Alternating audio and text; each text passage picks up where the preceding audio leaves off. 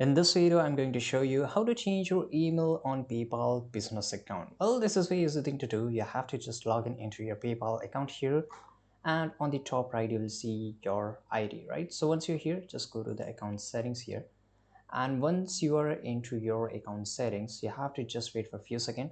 It will load and you can just scroll a little bit down. You'll find this option of business information. So here, this is your merchant ID. If you just go below here, this is account owner information. Now this is my email. So if I want to change my email, I will just click on update, and here it will show my email. I will just click on add new. I can just add any another email, as well as there will be two emails available here. Or if I want to update only this email, I will just click on update, and here I can just update my email.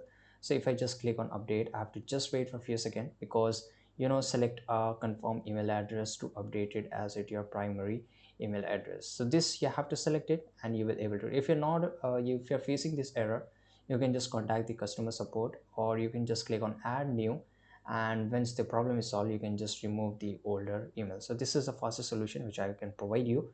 So this is how you can do it. I hope you found this video very useful. Subscribe.